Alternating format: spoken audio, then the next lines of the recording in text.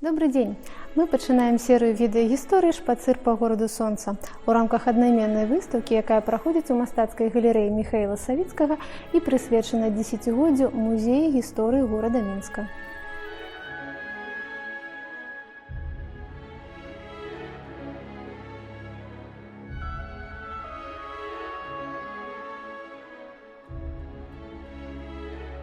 Тэма сённяшняй гісторыі – плошча Перамогі і манумент Перамогі. Плошча Перамогі – гэта сапраўдны сімвал пасляваеннага горада Мінска. Нездарма мастакі так любілі выяўляць яе ў сваіх работах. На нашай выставе прадстаўлена каля 90 твораў жывапісу і графікі, а плошча Перамогі сустракаецца на 10 з іх.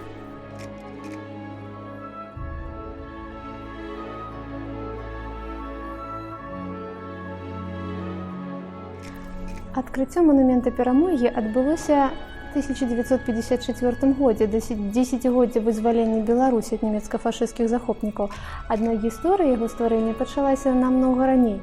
У далёкім 1942 архітэктар з Мінска Георгій Заборскі знаходзіўся ў шпіталі ва ўральскім горадзе Троіцку.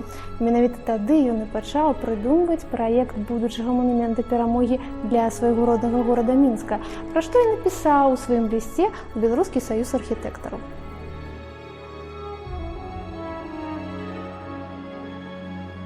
У 1950 годзе Управленне па справах архітэктуры пры Савеце міністраў БССР абвясціла адкрыты конкурс на стварэнне праекта помніка-манумента ў гонар воінаў і партызанаў.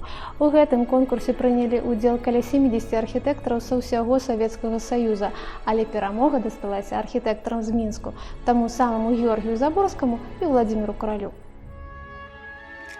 Пазней быў праведзены закрыты этап конкурсу, дзе агаворваліся пэўныя ўмовы для манумента. Ён павінен быў быць высотным, але да 40 метраў і выкананы ў нацыянальнай тэматыцы.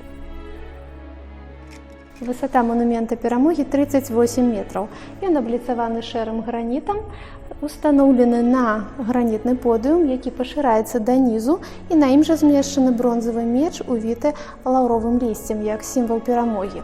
Уся кампазіцыя змешчана на 8-гранную платформу, у грані якой урэзаны 4 кубічныя сцілабаты, а на іх змешчаны вянкі, якія сімвалізуюць сабой франты, што ўдзельнічалі ў вызваленні Беларусі. Нацыянальная тэма падкрэслена тым, што паверхня манумента раздзелена вузкімі і шырокімі палоскамі з стылізаваным беларускім нацыянальным арнаментам. На самым версе манумента усталяваны магутны ордэн Перамогі. Ён выкананы з бронзы і ламаносаўскай смальты. Ну а грані пастамента таксама аздоблены скульптурнымі гарэльефамі на тэмы Вялікай Адчыннай вайны, якія выканалі знакамітыя беларускія скульптары Зэйр Азгур, Андрэй Бембель, Сергей Селиханаў і Алексей Глебаў.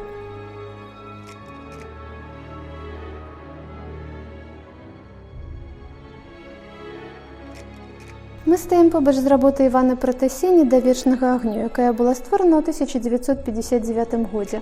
І таму гэта работа ўтрымлівае вельмі значную памылку. Справа ў тым, што ў 1959 годзе вечнага агню яшчэ не было. Ён быў запалены ў 1961 годзе, і гэта ганаровая місія дасталася генералу-палкоўніку, начальніку мінскага гарнізона, герою Савецкага Саюза Алексею Семёновичу Бурдзейнаму. Гэта падзея карэнным чынам змяніла ўвесь сэнс манумента. Георгій Заборскі задумваў яго як трыумф перамогі з выключна мажорным гучаннем, а вечны агонь запальваецца звычайна на месцах масавых захараненняў, брацкіх могілках.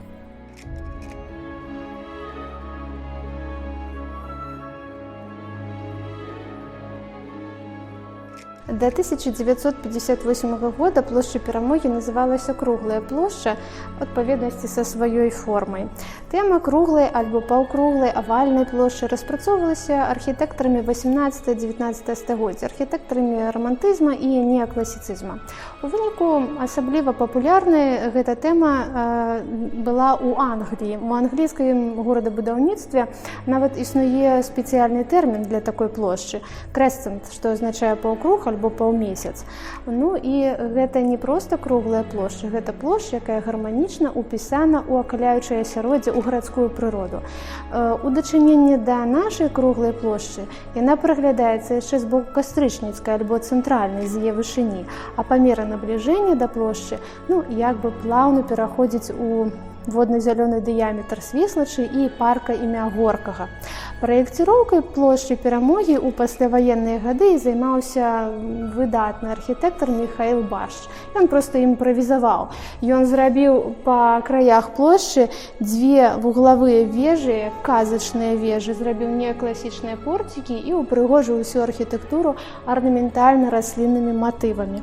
Такім чынам, плошча Перамогі выступае такім амфітэатрам, якім завяршаецца першая класічная парадная частка праспекта.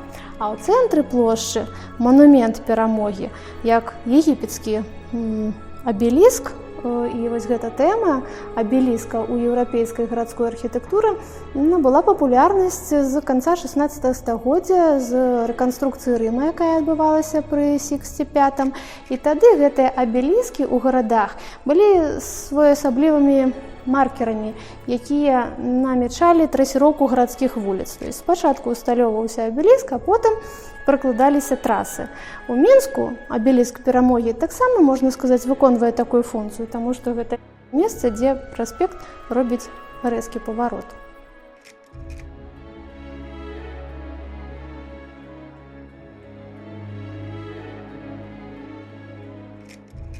Да 40-годдзя вызвалення Беларусі ў 1984 годзе плошча Перамогі перажыла некалькі рэканструкцый.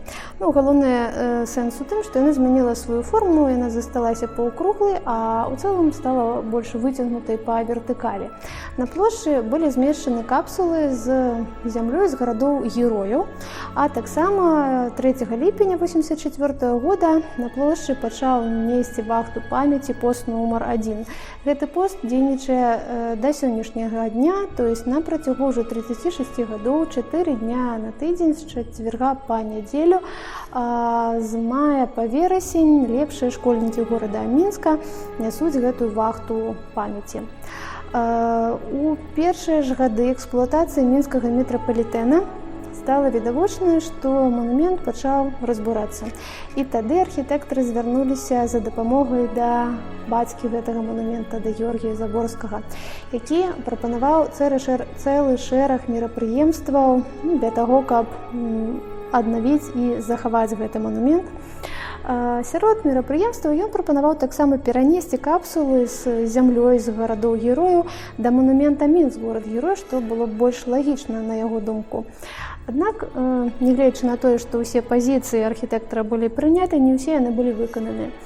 І ў 1988 годзе, калі рэканструкцыя манумента завяршылася, Георгій Заборскі узняўся на гэтую 40-метровую вышыню, і пра тыя падзеі захавалася выдатны здымак, які захоўваецца ў фондах нашага музея. Апошняя рэканструкцыя плошчы Перамогі адбылася літаральна нядаўна, у 2019-2020 годах, праводзілася яна да 75-годдзя вызвалення.